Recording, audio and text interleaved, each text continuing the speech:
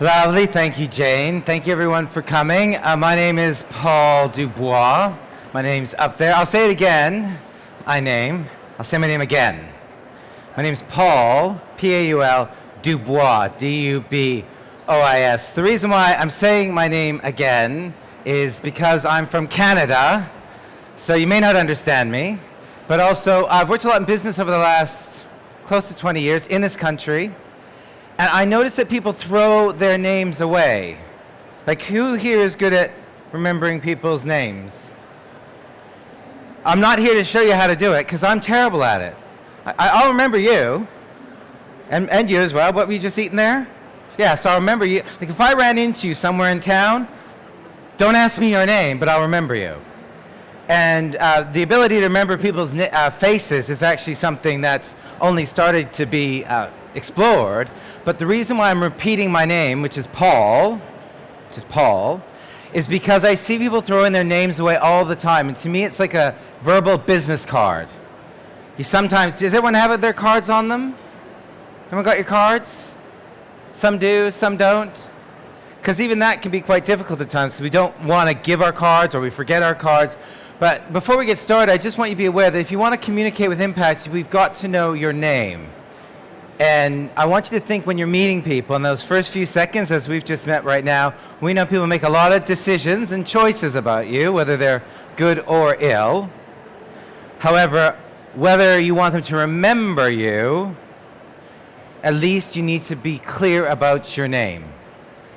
And I know, because I've mentioned I've been in this country for 20 years, I'm from Canada, there are a lot of white, bald guys that look like me.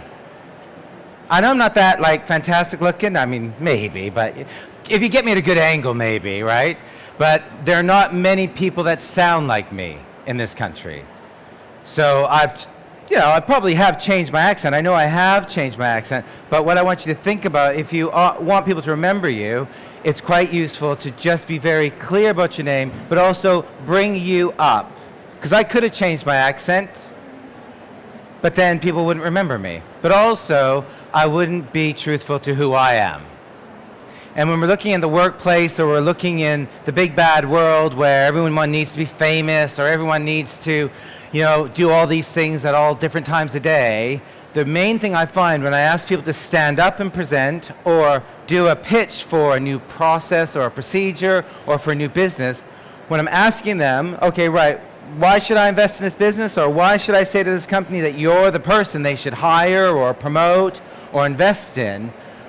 When I'm challenging them, or the business is challenging them, one thing I notice regularly is people don't feel that they have the right to be there, and they don't want to bring their authentic self up.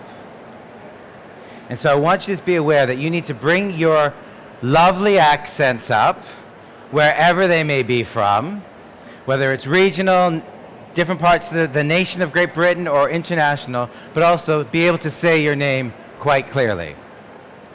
And we'll talk briefly about little things that you can do to have a little bit more impact, but also people who say their name and say their name quite clearly tend to have slightly higher status.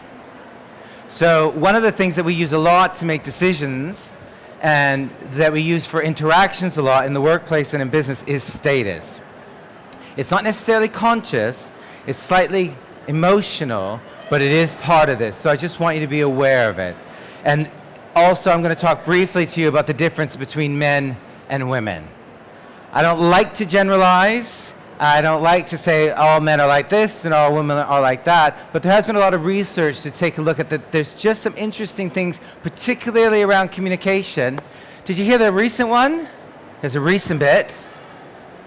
How many words per day do women say in comparison to men? Have you heard that one? I mean, that was about 30,000 words women will say.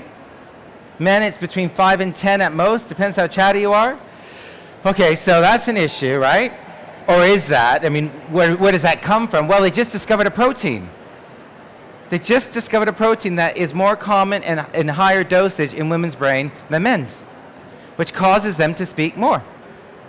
So actually, in your brain, you're a bit more doped up to speak a little bit more.